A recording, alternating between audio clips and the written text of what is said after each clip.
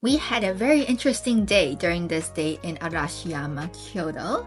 We had ice cream that melted on us on the spot. We saw a bamboo forest escape. We found an adorable kitten that led us to a hidden temple. And just a lot of things that we didn't think we would see. We even found a secret shaded trail that we didn't see any tourists at. So come along, see what we got up to because we had an amazing day. Hello all, welcome back. Today we're exploring the rest of Arashiyama as we walk through this bridge, which is steps away from where we had lunch. The lunch was pretty good. We had a wide variety of things, including Wagyu, and it also overlooked the bridge we were just on. Yeah, this bridge was super popular. We saw a lot of people walking around taking pictures, and we even found this small adorable turtle on our leg. The turtle is actually really cool because look at how small it is relative to the scale of this entire area, body of water. Yeah, it was actually really small, but it was so cute because it was miniature sized. Yeah, so it was actually really hot on this bridge. We even need to use like a solar umbrella just to block off all the hot solar rays, but we still get to have this amazing view of the water, and we had a very great lunch with great sights. Despite how hot it was, I think our photos actually turned out pretty well. We were able to capture the amazing Arashiyama mountains in the background. And nearby in the park area, you can kind of see that sometimes Arashiyama can be quite busy and at sometimes quite empty. Even in this area here, it's just so hot that no one wants to come out. But you still should, because sometimes the sights are just even better when there's less people. We even gone so far as to try to explore areas where tourists would normally never go to. So we actually found this residential path area where we actually stumbled upon a bunch of bamboo forest type areas. So Arashiyama has the bamboo forest, but it's so cool that if you go off the beaten path and into someone's almost backyard, you can also find bamboos over there too. Yeah, it was nice just to see the architecture of the homes that people lived in the area. But do remember that you are still in mountainous areas, so make sure to bring mosquito spray because I unfortunately got bitten a couple times while we were on this path. And now it is time for treating ourselves with some cold drinks and dessert after walking around in the sun. So we found this shop that was a couple minutes away from the main Arashiyama area. And then we were actually attracted to this because we saw the sign for the grape ice cream that looks so good in the hot temperature. It was so hot that it's already completely filled up inside, so all we got to do was just order takeout and sit in the outside area. The first thing we got was the grape soft serve, and then the lime mint mojito. And I'll tell you right now, we have very strong opinions about this mojito drink, and also really good opinions of the soft serve. As you can see over here, it was actually so hot that once we brought our ice cream outside, our ice cream was already starting to melt. But that didn't stop us from tasting it. We actually immediately started on it without actually finishing taking our pictures. But it was very sweet and astonishing. It tastes like grape candies, but much better because it wasn't too sweet, which is perfect for the Asian palate. Yeah. Imagine if you had grapes raw, and then that's essentially what the soft serve tastes like. It was really good. For the mint mojito, it is the complete opposite of what we expected. Imagine iced tea that's bitter with no mint flavor that's strong. That's essentially what this is. It's just like iced tea with a little bit of lime. It's kind of refreshing, but generally not like a mojito at all. After that adventure, we decided to go on a trail where we saw an adorable cat this morning. So this cat was actually wandering around, and then we saw the staircase that this cat was walking through. We didn't have time to check it out in the morning, but we came back in the afternoon and we followed the exact same path to see where this cat was going to. And spoiler alert, we really liked what we found.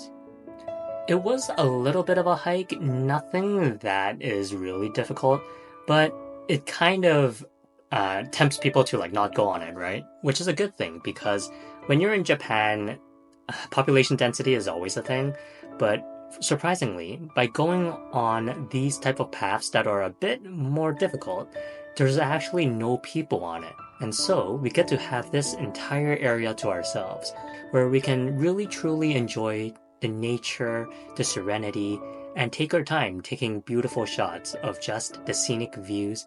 And even when we're not at the top yet, you still see quite a lot. Yeah, who knew that these staircases can lead to something so amazing? As you can see through these clips, a lot of these views, we actually are above where the locals are living, and there's not a lot of towers that are higher than this area. So we're actually seeing a lot of views from the top, and we're already not even at the top part of this view. And then interestingly, as you walk further, we actually found that we stumbled upon a temple. But that's not the coolest part, but I still want to show you this amazing temple ground because it's really well taken care of. And you can see that just so many intricate details if you just look very closely. I like this goat. Well, I like this pagoda that I saw. It was really well maintained. You can see that they're actually probably going to be doing some renovations on it soon, but you can see it's still a very vibrant red hue alongside the beautiful green Arashiyama mountains. And the pagoda is actually quite large. I mean, even as Jess walks towards the pagoda, as we pan up, you can really see the scale of it all. It's definitely not small because she's quite tiny in comparison to it. And it still looks quite tranquil in this type of environment where everything is just filled with nature. I love when we stumble upon places that are not super full of tourists because you really get time to look into the finer details and see how people have maintained the spaces and find some secret, maybe hidden items, like this beautiful view that we're about to show you soon. This is like a free observatory that we found. There was only one other person that was here when we arrived, and you can see it leads to such an amazing view. Like it's 360 degrees where you can just see so much of Arashiyama. If you look very closely at this clip, you'll actually see the famous bridge that Arashiyama is known for. And then usually that's the bridge that gets completely flooded with people. So those are where everybody is, and we are in an area that's pretty secluded. And this is the hours that we saw during when we were visiting. Always double check because it might change depending on the season. And quick tip, when you're trying to capture footage over here or pictures, just remember that if you take photos or videos in vertical mode, it's pretty hard to really see the scale of everything. You really have to try really hard to really show the scale. But generally, if you just go horizontal, everything looks pretty amazing. You can really capture all the scale and really pan out to see everything, including the pagoda. As you can also see in these clips, you might notice that we are still using our fan as well as our UV umbrella because we are directly under the sun now. So highly recommend bringing yourself something cold to drink because we didn't see any vending machines along the way. So need that if you're going to be wanting to enjoy this area for a long period of time.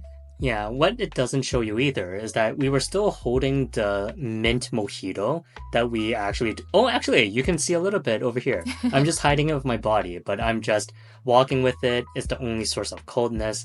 It's still so hot, and no matter how bitter it is, it's still quite okay. And umbrella. Yeah, maybe the bitterness of this drink is actually for helping you get rid of the heat that's talking about in Chinese medicine. So maybe the more bitter it is, the better it is for us to overcome the heat and survive it. As we leave the area, we're actually going down the stairs, and it's quite shaded. So when you're at the very top, there's no shade whatsoever, but going down, there's so much shade. To the point where there's even some people who are doing some sort of like hiking or some sort of exercise. But as we go down with our bent straw and mojito drink, everything was just much cooler. There's a nice amount of wind and airflow, and it's also quite nice to take photos and video here because the lighting of the solar rays through the trees, the greenery, the concrete steps or whatever it's made of, stone probably, just gives you a very serene, and I hate to say this, an anime feel. It is a very nice feeling. And even though you saw a little bit of people actually in the clip as we were walking down the staircase, there was actually not too many people overall. A lot of people kind of walked by this entrance, saw the stairs, and decided not to walk up. So I think the stairs are a very big deterrent for people, and that's why it makes it so nice and removed from the busy tourist environment.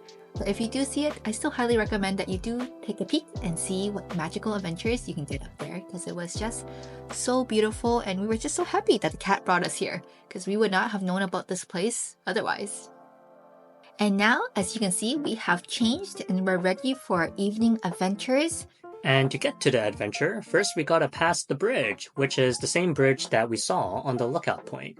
And then on the bridge, you can actually see very nice bodies of water and the mountains. It looks like an area where you can go fishing, and it's so nice. And then we reached the intersection where there's a lot of tourists and a lot of traffic from taxis and vans and other travelers. And it's really dense, so it's almost kind of jarring at how chaotic it can actually feel when you're at the location. But it is still very cool nonetheless. And we even stumbled upon a Miffy cafe shop thing. Yeah, I was so happy to finally get the chance to check out this Miffy cafe that I've been seeing all over social media. So it's actually not a cafe because you technically can't sit in and eat there, but you can take out Miffy desserts that you can see through the windows. So that's one half of the shop. You have these adorable Miffy food. But then if you're not looking for food, there's also souvenirs that you can get that's full of Miffy themed items. And some of them are pretty useful, I think, like this chopstick that you can engrave with your name or the name of the person you want to give the souvenir to. And I don't think it's that pricey overall if you look at the prices here. I really wanted to get some, but unfortunately, no storage space in our suitcase. So think before you buy, unfortunately, if you're going to Japan.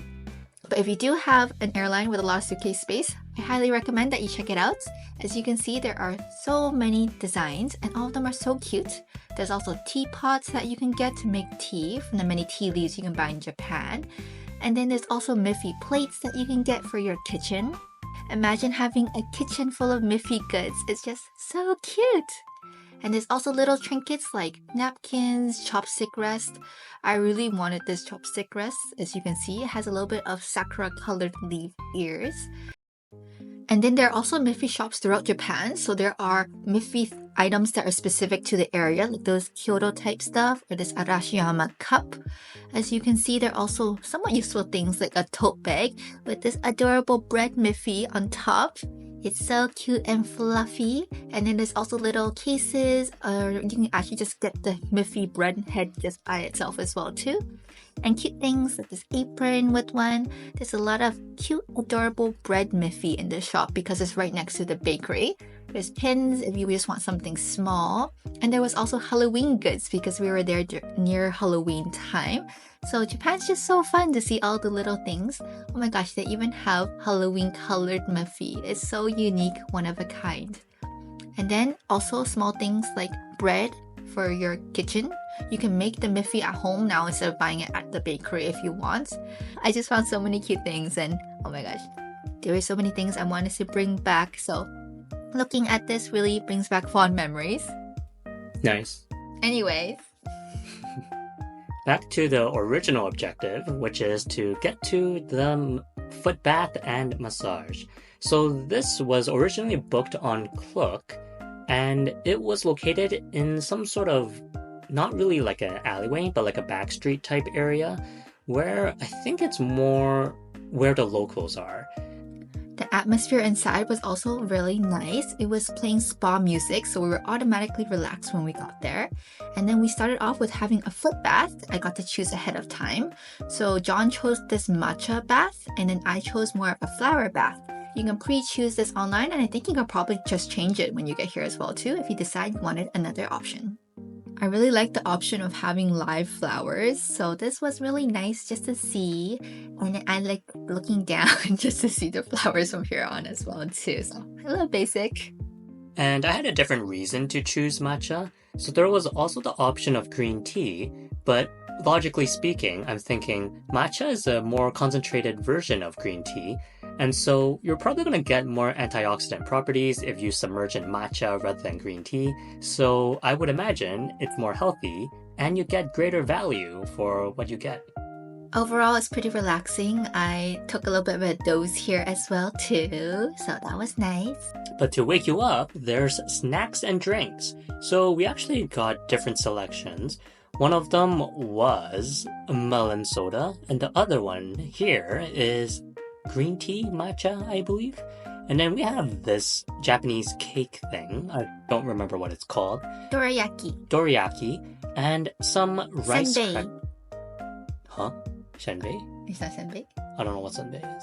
Oh, I see.